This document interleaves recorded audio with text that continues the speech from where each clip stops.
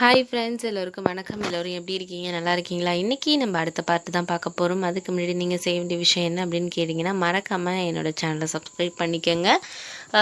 வீடியோவை ஸ்கிப் பண்ணாமல் ஃபுல்லாக பாருங்கள். அப்போ தான் வந்து கதையில் நான் என்ன சொல்லியிருக்கேங்கிறது உங்களுக்கு கிளியராக புரியும். ஃப்ரெண்ட்ஸ், வாங்க கதைக்குள்ளே போகலாம். எனக்கு என்னோடய காதலி வந்து ஏமாத்தினது மட்டும் இல்லாமல் அவங்களும் ஏமாந்து தான் போயிருக்காங்க. ஏன்னா வந்து என்னை வந்து அவங்க வேணான்னு சொல்லிட்டு இன்னொருத்தரை திருமணம் பண்ணாலும் அவங்களுக்கு அந்த வாழ்க்கை வந்து சந்தோஷமானதாக இல்லைங்கிறது தான் ஒரு உண்மை. என்ன பண்ணுறது, யார் யார் தலையில் யார் யார் எழுத்து இருக்குங்கிறது அது யார் யாருக்குமே தெரியாதுங்கிறது தான் உண்மை.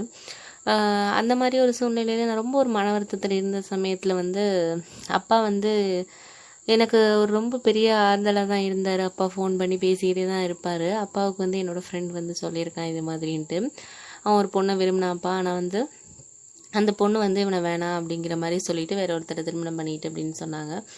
அப்பா வந்து அதை கேட்டுட்டு எனக்கு என்ன பேசினாருன்னா, அதெல்லாம் நீ விட்டு தள்ளு, எதையும் பற்றி நீ நினச்சிக்கிட்டு இருக்காத, மனசு ரொம்ப குழப்பம் அடைஞ்சா வாழ்க்கையில் வந்து நீ உனக்கும் சரி உன் உடலும் சரி ரொம்ப ஒரு கஷ்டமான விஷயத்த தான் இதாகும். அதனால் நீ வந்து கொஞ்சம் மனசை நல்லபடியாக வச்சுக்கோ, ஒன்றும் பிரச்சனை இல்லை, எதாக இருந்தாலும் சமாளிப்போண்டா அப்படிங்கிற மாதிரி அப்பா எனக்கு சில ஆறுதலை சொன்னார். அது எனக்கு கொஞ்சம் மனசு வந்து நிம்மதியாக இருந்துச்சு. பரவாயில்ல, நம்ம அப்பாவுக்கு நம்மள விஷயங்கள்லாம் தெரிஞ்சிருக்கு அப்படின்னு சொல்லிட்டு நான் ட்ரை பண்ணேன்.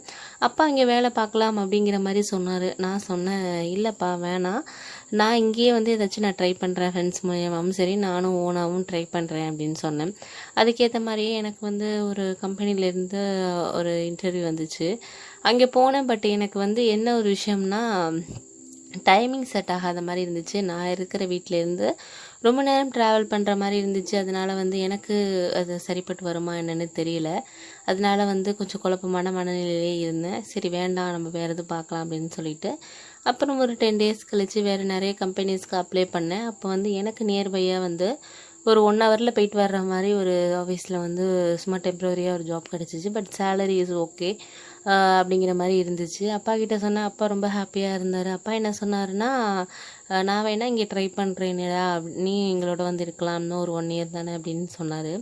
நான் அதான் சொன்னேன், இல்லைப்பா எனக்கு இங்கே கம்ஃபர்டபுளாக தான் இருக்குது, ஓகே அப்படிங்கிற மாதிரி சொன்னதுனால சரி உன் இஷ்டம், உன் விருப்பத்துக்கு நான் எதுவும் தடை சொல்ல மாட்டேன் அப்படின்னு சொல்லிட்டு அப்பா சொன்னார். அதுக்கப்புறம் என்ன நடந்துச்சுன்னா, எனக்கு வந்து பக்கத்து வீட்டு அத்தை வந்து ரொம்ப வந்து ஒரு ஹெல்ப்ஃபுல்லாக இருந்தாங்க. இந்த ஒரு வருஷத்தில் அவங்க வீட்டில் தான் சாப்பிட்றது எல்லாமே வந்து நான் செய்வேன். அதுக்கேற்ற மாதிரி அவங்களுக்கும் ஏதாச்சும் காசெல்லாம் வந்து கொடுத்துட சொல்லுவாங்க அம்மா. அதுக்கேற்ற மாதிரி நான் கொடுத்துருவேன்.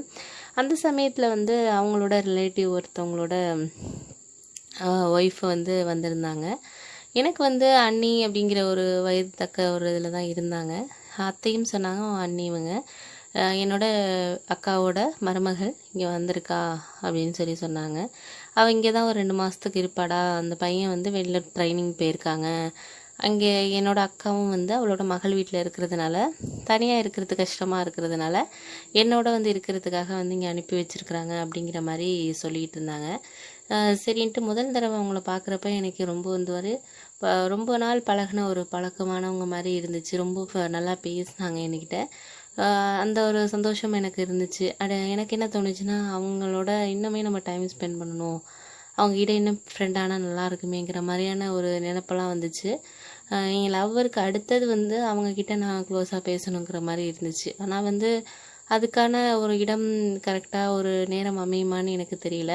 அந்த சமயத்தில் வந்து அத்தை வந்து கொஞ்சம் அவங்களுக்கு உடம்பு முடியாமல் இருந்தாங்க. அவங்கள ஹாஸ்பிட்டல் அழைச்சிட்டு போகிறதெல்லாம் வந்து இவங்க தான் பார்த்தாங்க, அதாவது அந்த அண்ணி தான் பார்த்தாங்க. அவங்க எனக்கு வந்து ஒரு நாள் வந்து ஒரு ஈவினிங் ஒரு 6:30 மணி இருக்கும். நான் வீட்டில் வந்து டிவி பார்த்துக்கிட்டு இருந்தேன். வந்து கூப்பிட்டாங்க. ஒரு நிமிஷம் வரீங்களா அப்படின்னு கேட்டாங்க. என்ன விஷயம், ஏதாச்சும் ப்ராப்ளமா அப்படின்னா, இல்லை அத்தைக்கு கொஞ்சம் மூச்சு விட முடியல, அவங்களுக்கு ஹாஸ்பிட்டல் அழைச்சிட்டு போகணும், இந்த டைமில் யாரை கூப்பிட்றதுன்னு தெரியல, நீங்கள் வந்தால் கொஞ்சம் நல்லாயிருக்கும் அப்படின்னு சொன்னாங்க. அதுக்கு எதுக்கு தாக்கிட்டு நீங்கள் கேட்குறீங்க, என்கிட்ட நீங்கள் ஃப்ரீயாகவே சொல்லலாம் அப்படின்னு சொல்லிவிட்டு நான் அவங்கக்கிட்ட சொன்னேன். சரி ஓகே அப்படின்னு சொல்லிட்டு அவங்களும் வந்து வாங்க அப்படின்னு சொல்லிட்டு உடனே போகணும். அப்புறம் அழைச்சிட்டு போய் அத்தைக்கு வந்து எல்லாமே ட்ரீட்மெண்ட்லாம் வந்து செஞ்சோம். அதுக்கப்புறம் 2 நாள் ஹாஸ்பிட்டலில் இருக்கணும் அப்படிங்கிற மாதிரி சொன்னாங்க. ப்ரெஷர் லெவல் அதிகமாக இருக்குது அப்படின்னு சொல்லிட்டு அவங்க தான் வீட்டில் நான் சொன்னேன், நான் இங்கே இருக்கிறேன், நீங்கள் சமைச்சு எடுத்துகிட்டு வர்றது அதெல்லாம் வந்து எடுத்துகிட்டு வாங்க, அந்த ஹாஸ்பிட்டல் அங்கேருந்து ஒரு 10 minutes அந்த மாதிரி தான் இருந்துச்சு, நடந்து கூட வந்துடலாம் அப்படின்னு சொன்னேன். அவங்களும் ஓகே அப்படின்னு சொல்லி சொன்னாங்க. ரொம்ப தேங்க்ஸுங்க, இந்த நேரத்தில் எங்களுக்கு ரொம்ப ஹெல்ப்ஃபுல்லாக இருந்திருக்கீங்க அப்படின்னு என்கிட்ட சொன்னாங்க. நான் அதுக்கு சொன்னேன், அவங்க எனக்கு எவ்வளோ உதவி பண்ணியிருக்காங்க, அதுக்கு முன்னாடி இதெல்லாம் ஒன்றுமே கிடையாது. இப்போ எங்கள் அப்பா அம்மா போய் 1 வருஷம் ஆகுது வேலை விஷயமா. நான் வந்து 1 வருஷமாக தான் இவங்க தான் எனக்கு சாப்பாடு எல்லாமே கொடுக்குறது எல்லாமே பண்ணிகிட்டு இருக்காங்க. அவங்களுக்கு நான் பண்ணாமல் வேறு யார் பண்ணுவோம் அப்படின்னு சொன்னேன். அப்புறம் வந்து அவங்க வந்து சமைச்சு வச்சுருவாங்க. நான் போயிட்டு எடுத்துகிட்டு வருவேன். சிலப்போ அவங்கள பைக்கில் அழைச்சிட்டு வருவேன். எனக்கு இந்த 2 நாட்கள் வந்து ரொம்ப சந்தோஷமாக இருந்துச்சு. என்ன ஒரு காரணம்னா, அவங்களோட ஒரு க்ளோஸாக இருக்கிறதுக்காக சில விஷயங்கள் இருக்கிறதுனால எனக்கு ரொம்ப வந்து அவங்களோட இருக்கணும் அப்படிங்கிற மாதிரி இருந்துச்சு. அந்த சமயத்தில் நான் அவங்கள பைக்கில் அழைச்சிட்டு வரப்பெல்லாம் என்கிட்ட ரொம்ப நல்லா பேசினாங்க. இன்னுமே நாங்கள் க்ளோஸ் ஆனோம் எங்கள் ரிலேஷன்ஷிப்பில் அப்படின்னு தான் சொல்லணும். அதுக்கப்புறம் அவங்க ஃபோன் நம்பர் என்கிட்ட கொடுத்தாங்க.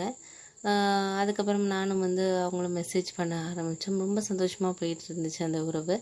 அந்த சமயத்தில் அத்தை வந்து ஒருத்தவங்களோட ரிலேட்டிவ் மேரேஜ் வந்து இருக்கிறதுனால அவங்க கண்டிப்பாக போகணும். இவங்களை அழைச்சிட்டு போக முடியாது அண்ணி. ஏன் அப்படின்னா அவங்களோட மாமியார் ஏதாச்சும் சொல்லுவாங்க அப்படின்னு சொல்லிட்டு ரொம்ப லாங்காக இருக்கிறதுனால ஒரு 2 days ஆகும் அப்படின்னு சொல்லிட்டு, நீ வீட்டில் இரு, பக்கத்து வீட்டில் உள்ள அக்கா ஐடியெல்லாம் ஹெல்ப் பண்ணுவாங்க அப்படின்னு சொல்லிட்டு போயிருக்காங்க. அதுக்கப்புறம் இவங்களும் சரி அப்படின்னு சொல்லிட்டு இருந்தாங்க. என்கிட்ட வந்து சொல்லிட்டு போனாங்க, அத்தை கொஞ்சம் பார்த்துக்கோடா, நான் வந்து ஒரு 2 நாள் ஆகும் வர்றதுக்கு, கொஞ்சம் பார்த்துக்கோ, ஏதாச்சும் வேணும்னா பொருள் வாங்கி கொடு, சாப்பாடு வேணாலும் கடையில் வாங்கி கொடு அப்படின்னு சொல்லிட்டு போனாங்க. சரி நான் பார்த்துக்கிறேன், நீங்கள் போயிட்டு வாங்க அப்படின்னு சொல்லி அவங்கக்கிட்ட சொன்னேன். அதுக்கப்புறம் என்ன நடந்துச்சு அடுத்ததுங்கிறத நான் அடுத்த பார்ட்டில் சொல்கிறேன். இந்த வீடியோ உங்களுக்கு பிடிச்சிருந்துச்சுன்னா வீடியோ லைக் பண்ணுங்கள், சேனலை சப்ஸ்கிரைப் பண்ணிவிடுங்க.